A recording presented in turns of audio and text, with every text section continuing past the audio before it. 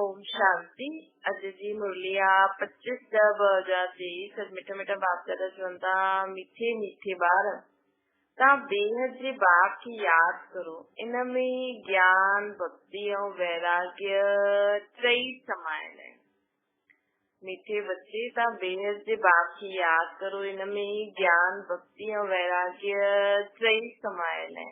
यह आहे नई पढ़ाई। प्रश्न संगम से ज्ञान और योग सां गड गड भक्ति भी हलंदी आहे। कीअं? उत्तर वास्तव में योग के भक्ति भी चई सकता है। श्रुति तव्हां ॿार अव्यभिचारी याद में रहंदा आहियो न। तव्हांजी याद ज्ञान सहित आहे। इन लाइ हिनखे योग चइबो आहे। द्वापर सां सिर्फ़ भक्ति ई थींदी आहे, ज्ञान न हूंदो आहे। मतलब दुनिया में जो भक्ति आहे उहा उनमें ज्ञान न आहे। कंहिंखां बि पुछो इहो छो था करो, चईंदा पतो न आहे, वॾा करे आहे। त द्वापर खां सिर्फ़ भक्ति थींदी आहे, ज्ञान न हूंदो आहे। इन करे उन भक्ति खे योग न चईंदासीं। उनमें कोई एम ऑब्जेक्ट न हूंदी आहे। हाणे तव्हांखे ज्ञान भी मिलंदो आहे, योग भी कंदा आहियो, पोइ तव्हांजो बेहद जी सृष्टि सां वैराग्य भी आहे। हाणे असांखे ज्ञान भी आहे, योग भी आहे, वैराग्य भी आहे। बेहद बुद्धि सां बुझो आहे न असां सभु कुछ। गीता के मूंखे पंहिंजो ठाहियो। ओम शांति। बेहद जो बाप सम्झाईंदा आहिनि शास्त्रनि जी पढ़ाई। बेहद जो बाप सम्झाईंदा आहिनि शास्त्रनि जी पढ़ाई जेकी हूंदी आहे उहो कोई पढ़ाई न आहे। छो जी शास्त्रनि जी पढ़ाई में कोई एम ऑब्जेक्ट न आहे। शास्त्रनि सां कोई दुनिया जो पतो न पवंदो आहे। अमेरिका काथे आहे, कंहिं ढूंढी, इहे ॻाल्हियूं शास्त्रनि में थोड़ी आहिनि। चईंदा आहिनि फलाने ढूंढी, ॿिए इलाइक़ा ढूंढदा आहिनि पंहिंजे रहण लाइ। ॾिसो मनुष्य ॾाढा थी विया आहिनि, रहण जे लाइ ज़मीन त खपे न। हाणे इहे सभु ॻाल्हियूं पढ़ाई जी आहिनि। बाबा चवनि था इनखे एजुकेशन चइबो। भई दुनिया में असां रहूं था त जीअं जीअं पॉपुलेशन वधंदी त उन हिसाब सां माण्हुनि खे पढ़ाई करे करे सभु कुछ करणो ई पवंदो न। तव्हांजी भी ये एजुकेशन आहे। हिनखे आश्रम चओ अथवा एजुकेशन चओ व यूनिवर्सिटी चओ, इनमें सभु अची आहे। हिनखे असां आश्रम चऊं, एजुकेशन चऊं या यूनिवर्सिटी चऊं, हिनमें सभु अची आहे। उन पढ़ाई जे नक्शे आदि ॿिया हूंदा आहिनि। शास्त्रनि सां रोशनी न मिलंदी आहे, पढ़ाई सां रोशनी मिलंदी आहे। छोकी शास्त्र त माण्हू पढ़ंदा आहिनि, अर्थ त कुछ सम्झंदा न आहिनि। कोई कोई सम्झंदो आहे, कोई कोई त सिर्फ़ वेही करे ॿुधंदा आहिनि। त रोशनी न ईंदी आहे न, पढ़ाई सां त रोशनी ईंदी आहे न। असांजी भी इहा पढ़ाई आहे। वैकुंठ कंहिंखे चइबो आहे, इहा हुन पढ़ाई में न आहे। जीअं ॾिसो दुनिया वारनि जी पढ़ाई में द्वापर कलयुग खां ॻाल्हियूं लिखल आहिनि, लेकिन सत्युग त्रेता जे लाइ पढ़ाई केरु पढ़ाईंदो आहे? बाबा। सत्युग में छा हुयो, वैकुंठ कंहिंखे चइबो आहे, ये सभु ॻाल्हियूं बाबा जी पढ़ाई में आहिनि। इहा दुनिया जी पढ़ाई या शास्त्रनि में न आहे। ये नॉलेज आहे न जो हिकु बाप भी बतलाईंदा आहिनि। मनुष्य त चई ॾींदा आहिनि स्वर्ग नर्क सभु हिते ई आहे। बाप ही सम्झाईंदा आहिनि स्वर्ग नर्क कंहिंखे चइबो आहे। इहे ॻाल्हियूं न शास्त्रनि में आहिनि न हुन एजुकेशन में आहे। मतलब स्वर्ग और नर्क जे बीच में जेको डिफरेंस आहे उहो भी दुनिया जी पढ़ाई में न आहे, न शास्त्रनि में। इहे त बाबा ई ॿुधाईंदो। त नई ॻाल्हि हुजण जे कारण मनुष्य मूंझदा आहिनि, चईंदा आहिनि अहिड़ो ज्ञान त कॾहिं ॿुधियो ई न। ये त नई वंडरफुल ॻाल्हियूं आहिनि जो कॾहिं कोई ॿुधाई न हूंदी। हा भी आहे भी बरोबर नई ॻाल्हियूं न हुन एजुकेशन वारा ॿुधाए सघंदा आहिनि, न सन्यासी आदि ॿुधाए सघंदा आहिनि। हिन करे परमपिता परमात्मा खे ही ज्ञान जो सागर चइबो आहे न। बेहद जी हिस्ट्री जोग्राफी भी सम्झाईंदा आहिनि बाबा। असांखे बेहद जी हिस्ट्री जोग्राफी भी सम्झाईंदा आहिनि न। ज्ञान सां स्वर्ग और नर्क जो विस्तार भी ॿुधाईंदा आहिनि। तो बाबा जी पढ़ाई में छा छा असां हिस्ट्री जोग्राफी बेहद जी टिनी लोकनि जे बारे में पढ़ंदा आहियूं, टिनी कालनि जे बारे में पढ़ंदा आहियूं। ज्ञान में स्वर्ग और नर्क जो विस्तार ॿुधाईंदा आहिनि। पूरो चक्कर, पूरो झाड़ दुनिया में कोई ॿुधाए सघंदो आहे एॾो ज्ञान? ये नई ॻाल्हियूं आहिनि। हिन पढ़ाई में सभु कुछ आहे, ज्ञान भी आहे, योग भी आहे, पढ़ाई भी आहे ऐं भक्ति भी आहे। भक्ति कहिड़ी आहे? हिक जी यादि। भक्ति में यादि कंदा आहियूं न त असां हिक खे यादि कंदा आहियूं, उहो बि सम्झी करे। योग खे भक्ति भी चई सघंदा आहियूं, छो जो हिक सां गॾु योग लॻाइण, हुनखे यादि करणो हूंदो आहे। उहो भगत माण्हू भी यादि कंदा आहिनि, पूजा कंदा आहिनि, ॻाईंदा आहिनि। उहो भक्ति करण कोई योग न चईंदासीं। दुनिया में जो भगत भक्ति हूंदी आहे हुनखे योग न चईंदासीं, छो जो हुनखे हुनमें ॾाढनि ॼणनि खे यादि कंदा आहिनि ऐं बिना सम्झ सां। सम्झो जीअं मीरा हुई, श्री कृष्ण सां गॾु योग लॻाईंदी हुई, उनखे यादि कंदी हुई, परंतु उनखे भक्ति चईंदासीं। उनजी बुद्धि में कोई एम ऑब्जेक्ट न हुई। हाणे त असां यादि करूं था त असांजो लक्ष्य छा आहे? दैवी गुणनि जी धारणा करणु, देवता थियणु। इनखे ज्ञान भी चईंदासीं, भक्ति भी चईंदासीं। दुनिया में वारे जीअं मीरा जे लाइ बाबा एग्जाम्पल ॾिनई कि हुनजी बुद्धि में कोई एम ऑब्जेक्ट न हुई। पोइ बाबा चयईं कि इन करे हुनखे भक्ति चईंदासीं। ऐं असांजी ज्ञान जी ज्ञान भी आहे त भक्ति भी आहे। योग लॻाईंदा आहियूं, हिक खे यादि कंदा आहियूं। सत्युग में न भक्ति हूंदी आहे न ज्ञान हूंदो आहे। संगम ते ज्ञान भक्ति ॿई आहिनि ऐं द्वापर खां वठी करे सिर्फ़ भक्ति हलंदी आई आहे। कंहिंखे यादि करणो आहे हुनखे भक्ति चइबो आहे। कंहिंखे यादि करणु मतलब भगत न। जे कोई कंहिंखे ज्यादा यादि कंदा आहिनि त चईंदा आहिनि इहे त हुनजो भगत थी वियो आहे। हिते इहे ज्ञान भी आहे, योग भी आहे, भक्ति भी आहे, सम्झी सघंदा आहियूं न। उहो सिर्फ़ भगत आहिनि, तत्व सां योग लॻाईंदा आहिनि, परंतु हुननि जो आहे अनेकनि सां योग, हिन करे हुननि खे भगत चईंदासीं। हुननि जो आहे अनेकनि सां योग, हिन करे भगत चईंदासीं। त बाबा असांखे छा था ॿुधाइनि कि भगत केरु हूंदो आहे ऐं असां जेकी भक्ति करूं था ऐं दुनिया वारा जेका भगत आहिनि उन्हनि में छा डिफरेंस आहे। असां भी हिन समय भक्ति हिक जी यादि करूं था, इन करे असांजी भक्ति में ज्ञान भी आहे, योग भी आहे ऐं बेहद जो वैराग्य भी आहे। तव्हांजो इहो अव्यभिचारी योग आहे, इहा ज्ञान सागर खुदि वेही पढ़ाईंदा आहिनि, उन्हनि सां योग लॻाइणो हूंदो आहे न। उहो त आत्मा खे ई न ॼाणंदा आहिनि न, असां त ॼाणंदा आहियूं न। परम पिता परमात्मा बाप सां गॾु बुद्धि योग लॻाइण सां असां बाप वटि हली वेंदा आहियूं। उहे हनुमान खे यादि कंदा आहिनि त हुननि जो साक्षात्कार थी वेंदो आहे न। हुनखे अव्यभिचारी चइबो आहे न, सॉरी हुनखे व्यभिचारी चइबो आहे। जेका दुनिया वारा आहिनि हनुमान खे यादि कंदा आहिनि, हुननि जो साक्षात्कार थींदो आहे त हुनखे व्यभिचारी चईंदा आहिनि, छो जो उहो भॻवान खे अलॻि अलॻि नाम रूप में यादि कंदा आहिनि। असांजो आहे अव्यभिचारी। असांखे त बाबा छा चईंदा आहिनि, ब्रह्मा बाबा जो चित्र खे बि यादि न करो, सिर्फ़ हिकु बाप खे यादि करणो आहे। भले साम्हूं ब्रह्मा बाबा जो चित्र आहे, हुनमें शिव बाबा खे अनुभव करो। त हिन में ज्ञान भक्ति वैराग्य सभु इकट्ठा आहिनि ऐं हुननि जो सभु अलॻि अलॻि आहे। भक्ति अलॻि, ज्ञान भी सिर्फ़ शास्त्रनि जो आहे, वैराग्य भी हद जो ई आहे। दुनिया वारनि जो भक्ति अलॻि, ज्ञान भी शास्त्रनि जो आहे, वैराग्य भी हद जो आहे। असांजो बेहद जी ॻाल्हि आहे न, असां बेहद जी बाप खे ॼाणंदा आहियूं, इन करे हुननि खे यादि कंदा आहियूं न। उहे भर शिव खे यादि कंदा आहिनि, परंतु विक्रम थोरी विनाश थींदा आहिनि, छो जो उहे ऑक्यूपेशन खे न ॼाणंदा आहिनि। विक्रम विनाश थियण जो ज्ञान ई हुननि में न आहे। हिते त बाप जी यादि सां असांखे छा करणो आहे, पंहिंजा विक्रम विनाश करणा आहिनि। ये ध्यानु रखो, असांखे बाप खे छो यादि करणो आहे, ताकी विक्रम विनाश थी वञनि। हुते काशी कलवट ठाहींदा आहिनि त हुननि जा विक्रम विनाश थोड़ा बहुत थी वेंदा आहिनि भावना अनुसार, भोगना भोगणी पवंदी आहे, परंतु ईअं न कि तव्हांजे मुआफ़िक आहिस्ते आहिस्ते कर्माती ठही वञनि। भई सम्झो कि काशी कलवट भी खायो, पहिरियों खाईंदा हुया न, त चलो हुन जन्म ताईं ख़तम थी विया, पोइ ॿियो जन्म वठंदा वापसि खां पाप शुरू थी वेंदो, त कर्मातीत अवस्था त न पाते न। न हुननि जे विक्रम सजा खाईंदे खाईंदे ख़तम थींदा आहिनि, माफ़ न थींदा आहिनि। बाबा चईंदा आहिनि उहे कर्मातीत त न ठहिया, उन्हनि जा विक्रम सजा खाईंदे खाईंदे ख़तम थींदा आहिनि, लेकिन माफ़ थोरी थींदा आहिनि।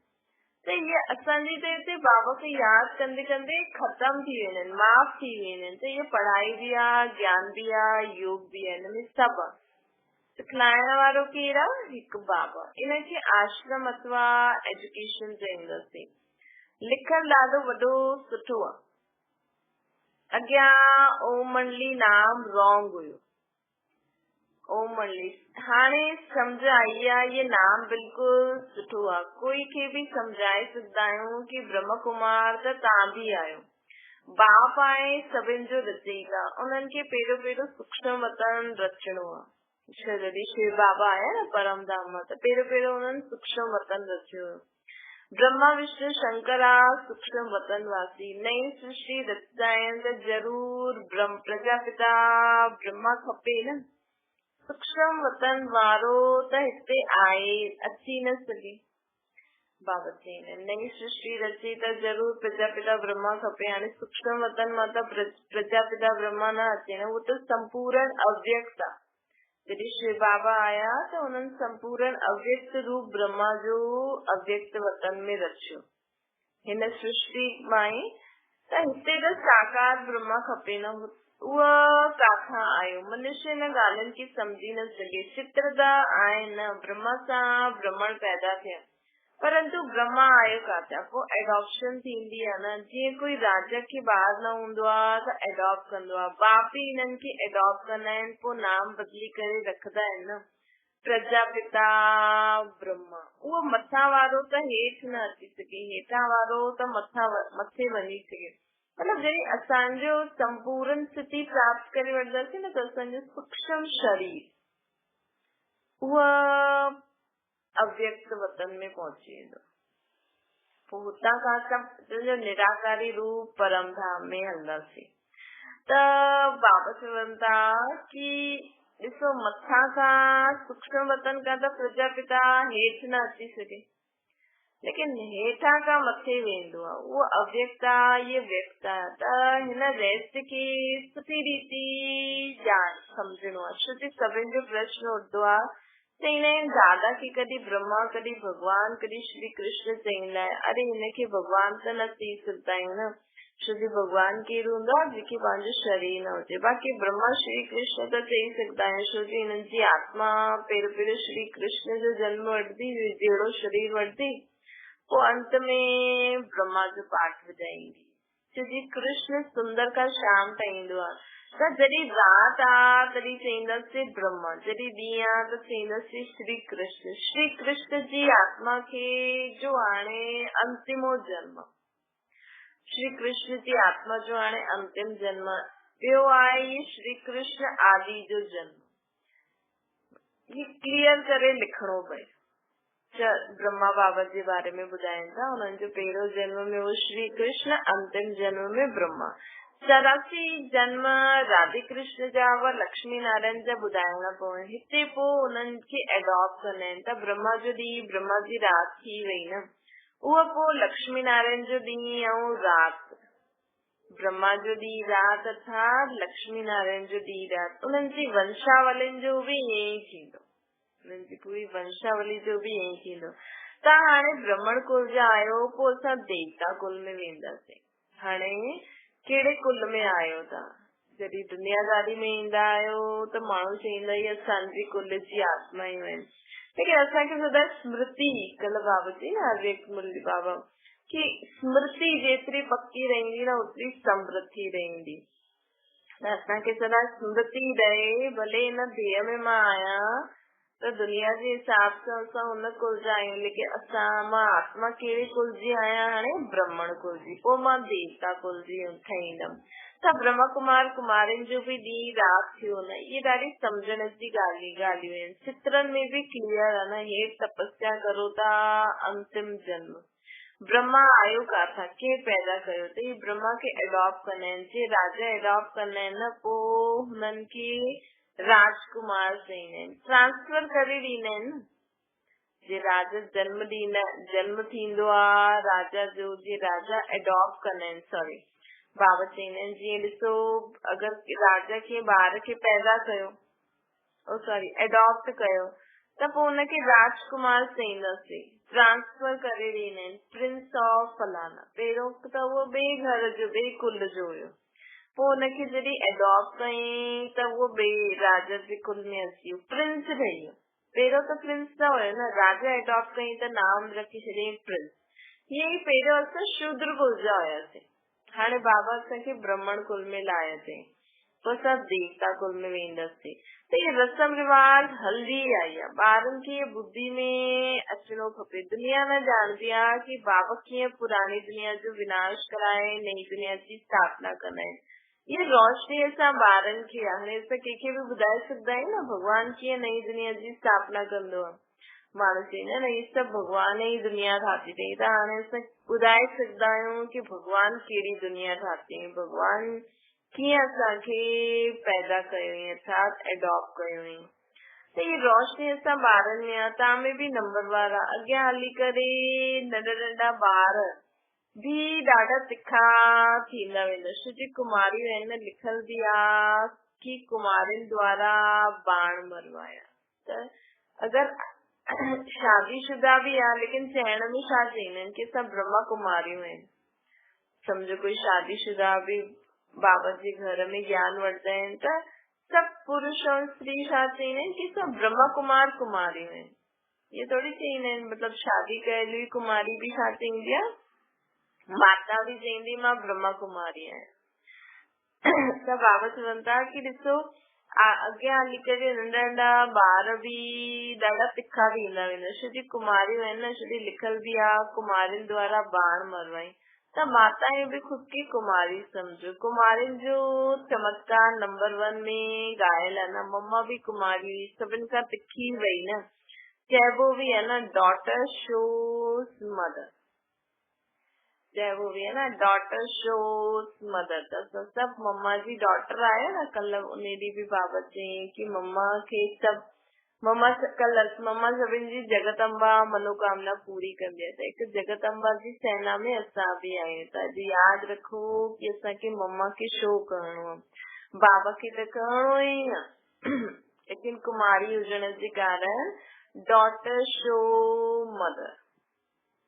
मदर त न वेई कोई सां ॻाल्हि कंदी न, ये मम्मा त थी वई गुप्त, उहा मम्मा आहे प्रत्यक्ष। ब्रह्मा मां त गुप्त थी वई, ऐं जेकी ॿी मम्मा आहे असांजी उहा त प्रत्यक्ष आहे। त तव्हां शक्तियूं अथवा ॿारनि जो कमु आहे न मम्मा मां खे हाणे शो करणु। हाणे मम्मा बाबा त शरीर करे छॾनि, त हाणे असां द्वारा माण्हुनि खे असां ॿुधायूं, असां द्वारा बाबा जो परिचय।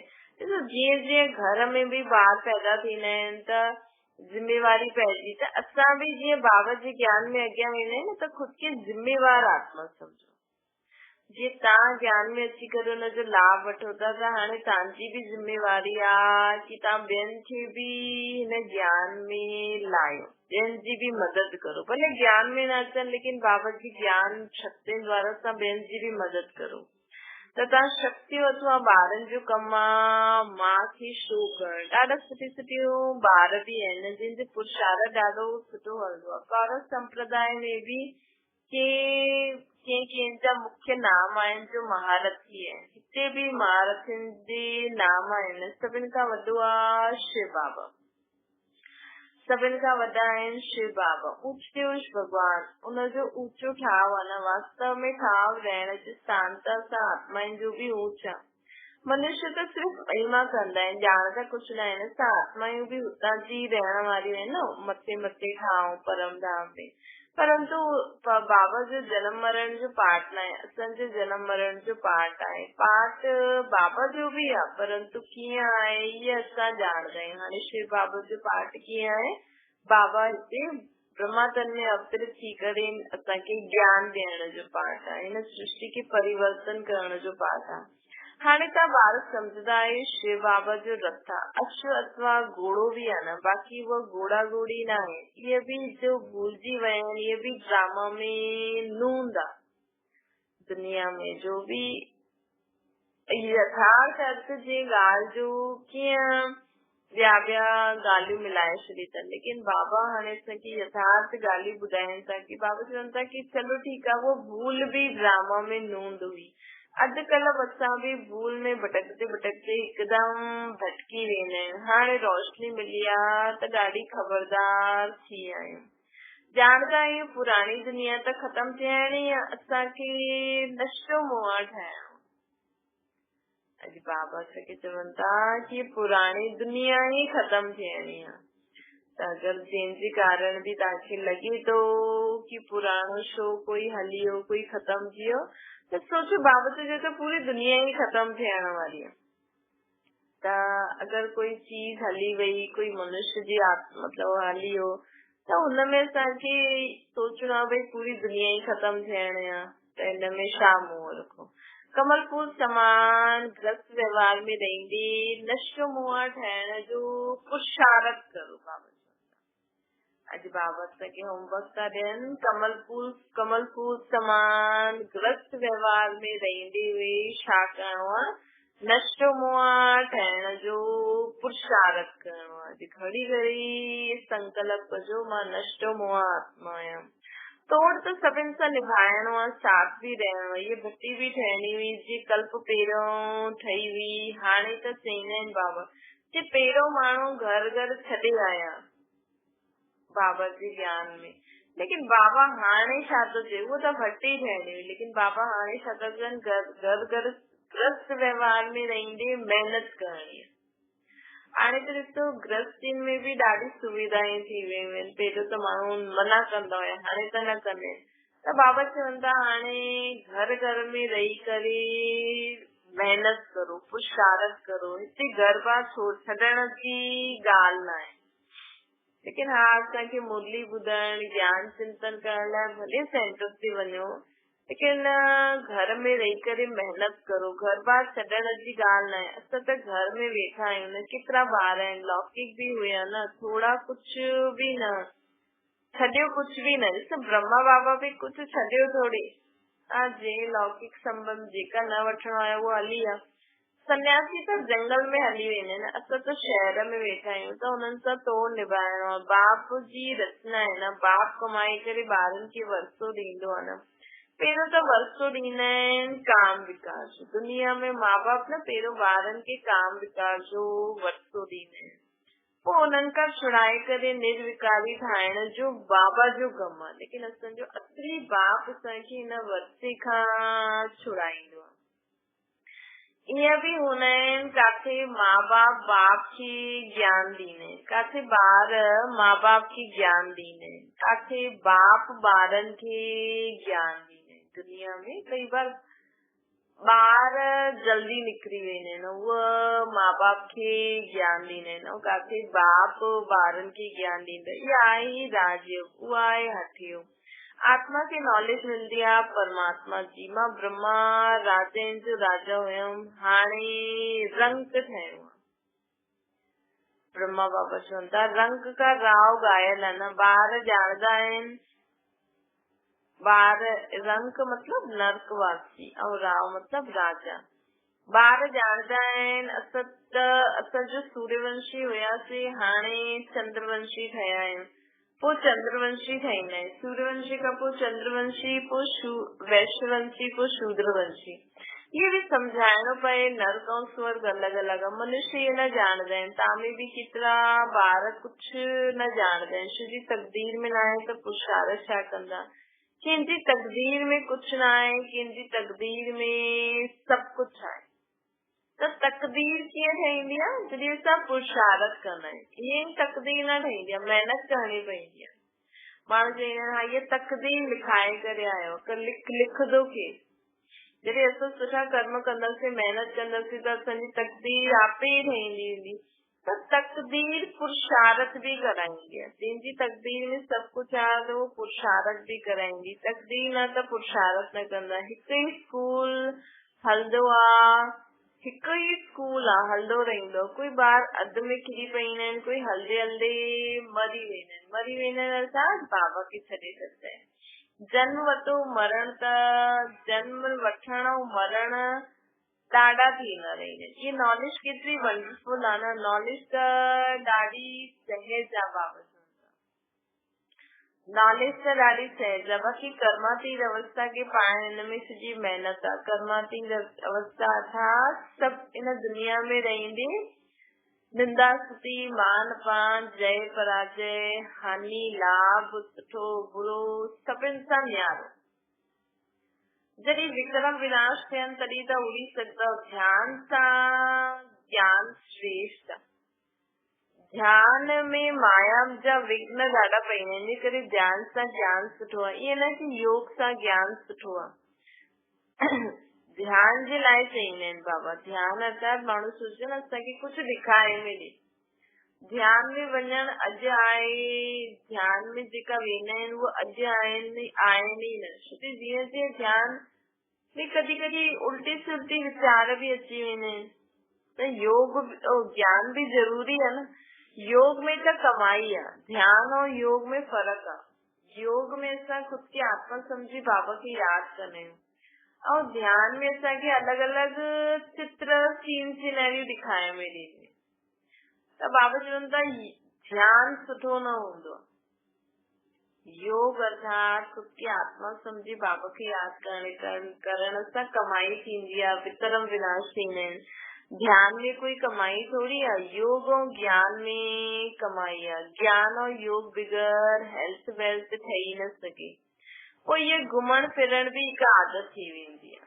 ध्यान में है न माण्हू घुमंदा फिरंदा आहिनि, जॾहिं बुद्धि द्वारा हेॾे ये ॾिसंदा, ये भी ठीक न आहे। ध्यान नुक़सान ॾाढो कराईंदो आहे। ज्ञान भी आहे सेकंड जो, योग कोई सेकंड जो न आहे। ज्ञान आहे सेकंड जो, महात्मा बाबा जी संतान। और योग कोई सेकंड जो न आहे। जेसि ताईं जीअं तेसि ताईं योग लॻाईंदा रहो। त ज्ञान त झटि सम्झी वियासीं न। हाणे योग असांखे जेसि ताईं आत्मा हिन शरीर में आहे तेसि ताईं आत्मा खे बाबा खे यादि करे हर कर्म करणो। ज्ञान त सहज आहे, बाक़ी एवर हेल्दी निरोगी थियण में हिन में महिनत आहे। सवेरे उथी करे यादि में वेहण में भी विघ्न ॾाढा पईंदा आहिनि। असां सोचो सुबुह जो कोई कम न आहे, उथी करे बाबा खे यादि करो ये करो, पर उन में भी विघ्न पइजी वेंदा आहिनि। पॉइंट्स निकालंदा आहियूं त भी बुद्धि काॾे काॾे हली वेंदी आहे। सभिनि खां जास्ती तूफ़ान त पहिरियों नंबर 1 ब्रह्मा बाबा खे ईंदा आहिनि। शिव बाबा खे त न अची सघंदा आहिनि। बाबा हमेशह सम्झाईंदा आहिनि तूफ़ान ॾाढा ईंदा आहिनि। जेतिरो यादि में रहण जी कोशिशि कंदासीं ओतिरो तूफ़ान ॾाढा ईंदा। छोजी सफ़ाई थींदी आहे न, असांजी आत्मा जी सफ़ाई थींदी आहे। उन सां डिॼणो न आहे, यादि में रहणो आहे, स्थिर रहणो आहे। तूफ़ान कोई हिलाए न सघे। ये अंत जी अवस्था है। ये आहे रूहानी रेत। शिव बाबा की यादि कंदा रहो। ये भी सम्झण जी ऐं धारण करण जी ॻाल्हियूं आहिनि। धन दान न कंदा त धारणा न थींदी। त जेको तव्हां ॿुधो था न ज्ञान, उहो असांखे दान भी करणो आहे। धन दान करो तॾहिं धारणा थींदी। धन दान न कंदा त धारणा न थींदी। जे करे न सिर्फ़ु बाबा जो ज्ञान ॿुधणो न आहे, बाबा खे यादि ई न करणो, लेकिन असांखे ॿियनि खे भी ॾियणो। सेवा भी कंदा तॾहिं असां में ख़ुशी ईंदी, असांखे धारणा थींदी, असांखे ॿियो भी सम्झ में ईंदो। पुरुषार्थ करणो खपे। 2 बाप जी पॉइंट कंहिंखे सम्झाइण ॾाढो इज़ी आहे। ये भी तव्हां ॼाणदा आहियो, बाप 21 जन्मनि जो वरसो ॾींदो आहे। तव्हां चईंदा आहियो लक्ष्मी नारायण जो बाप, लक्ष्मी नारायण बाप खां 21 जन्मनि जो वरसो वरितई। बाप उन्हनि खे राजयोग सिखलाई ऐं कोई मुख सां चई न सघे कि उन्हनि भगवान सां उन्हनि खे भगवान वरसो ॾिनी। असां मुख सां चई सघंदा आहियूं न कि असांखे बाबा वरसो थो ॾे भगवान, लेकिन दुनिया वारा ईअं चई सघंदा आहिनि। ॿियो कोई मुख सां ईअं चई न सघे कि असांखे भगवान वरसो ॾिनई। दुनिया में कोई कंहिं ॻाल्हि में ख़ुशि रहंदा आहिनि। दुनिया में कोई कंहिं ॻाल्हि में ख़ुशि रहंदा आहिनि। तव्हां जे ॻाल्हि में ख़ुशि आहियो उन्हनि खे कोई ॼाणंदो ई न आहे। ऐं असां छो ख़ुशि आहियूं? छो कि असांखे बाबा खां वरसो थो मिले। मनुष्य त अल्पकाल क्षण भंगुर जे लाइ ख़ुशी मनाईंदा आहिनि। तव्हां आहियो सच्चे ब्राह्मण कुलभूषण जो योगी ऐं ज्ञानी आहियो। तव्हांजो हिन अतींद्रिय सुख जी खुशी के ॿियो कोई ॼाणे न सके। बाबा की याद करण, बाबा जी मुरली ॿुधण में जो खुशी मिलती आहे वो उनखे कोई ॼाणे सघंदो आहे। जॾहिं असां आत्मा सम्झी करे बाबा खे यादि कंदा आहियूं, ज्ञान ॿुधंदा आहियूं त खुशी थींदी आहे न। त दुनिया त न ॼाणे सघंदी उहा खुशी कीअं आहे। उहा त छा मथो मारदा रहंदा आहिनि, मून ते वञण जो पुरुषारथ कंदा आहिनि, ॾाढो डिफिकल्ट महिनत कंदा आहिनि। उहा महिनत करे ख़ुशि थोरे समय जे लाइ थींदा आहिनि कि हा असांजी कमु थी वियो। बाबा चवनि था उन्हनि सभिनि जी महिनत बर्बाद थी वेंदी। ॾिसो अहिड़ा शब्द कोई चई सघंदो? अॼु माण्हू मून ते पहुची आहिनि त केॾी ख़ुशी, पूरो देश केॾी ख़ुशी थो मनाए, लेकिन परमात्मा चए थी तव्हां सभिनि जी महिनत बर्बाद थी। तव्हां बिना कोई असां बिना कोई डिफिकल्टी जे अहिड़ी जॻह वञण जो पुरुषारथ कंदा आहियूं जिते कोई वञी न सघे। ऐं असां सिर्फ़ असां सूर्य चांद तारनि खां बि परे परम धाम में इस सेकंड में वञी सघंदा आहियूं न, बिना ख़र्चे बिना महिनत। बस खुद खे आत्मा सम्झो ऐं बाबा वटि पहुची वियासीं। त बाबा चवनि था तव्हां बिना कोई डिफिकल्टी जे अहिड़ी जॻह वञण जो पुरुषारथ कंदा आहियो जिते कोई वञी न सघे। हिकदमि ऊच ते ऊच परम धाम में पहुची वेंदा आहियो। हिकदमि ऊच ते ऊच असां परम धाम में पहुची वेंदा आहियूं न। हिकु सेकंड में असां बाबा असांजो बुद्धि परम धाम में लॻे, मतिलबु असां परम धाम पहुची वियासीं। छा मीठी मीठी सिकिलर देव ॿारनि प्रति माता पिता बाप दादा जो याद प्यार और गुड मॉर्निंग। रूहानी बाप जी से सभिनि रूहानी ॿारनि खे नमस्ते। असांजी बि रूहानी माता पिता बाप दादा खे याद प्यार गुड मॉर्निंग और नमस्ते। धारणा जे लाइ मुख्य सारा अॼु बाबा चवनि था गृहस्थ व्यवहार में रही करे कहिड़ो पुरुषारथ करणो आहे? नष्टो मोह ठहण जो। साथ साथ सभिनि सां तोड़ बि निभाईंदे हुए कमल फूल समान रहो। सभिनि सां संबंध में अची करे न कंहिंजी बि विकार बुराई अवगुण पंहिंजे अंदर धारण न कजो। इहो थींदो आहे कमल पुष्प समान रहण। ॿियो आहे धारण करण जे लाइ ज्ञान धन जो दान जरूर करणो आहे। बाबा चवनि था अगरि तव्हांखे बाबा जी ज्ञान जी धारणा करणी आहे त धन खे दान जरूर करणो आहे। ज्ञान और युग सां पंहिंजी कमाई करणी आहे। बाक़ी ध्यान दीदार जी आश न रखनी है कि बाबा मूंखे दिखाए में ॾे ईअं ॾे। वरदान संतुष्ट जे सर्टिफिकेट द्वारा भविष्य राज्य भाग्य जो तख्त प्राप्त करण वारा संतुष्ट मूर्त। बाबा चवंदा संतुष्ट जे सर्टिफिकेट द्वारा भविष्य राज्य भाग्य जो तख्त प्राप्त करण वारा संतुष्ट मूर्त। संतुष्ट रहण सां सर्व खे संतुष्ट करणी स्लोगन सदा असांजे मस्तक रूपी बोर्ड ते लिखल हुजे। छो जी इन सर्टिफिकेट वारा भविष्य में राज्य भाग्य जो सर्टिफिकेट वठंदा।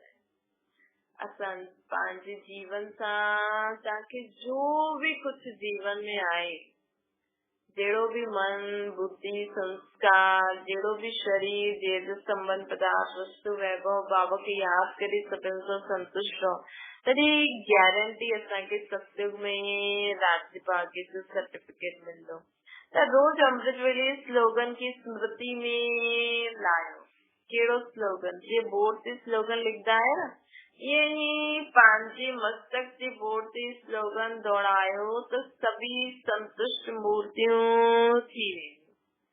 त घर गृहस्थ में रही करे कमल फूल समान रहणो आहे, नष्टो मोह रहणो आहे, ॿियो संतुष्ट मणि ठही करे रहणो आहे। स्लोगन दौड़ायो पंहिंजी बुद्धि में।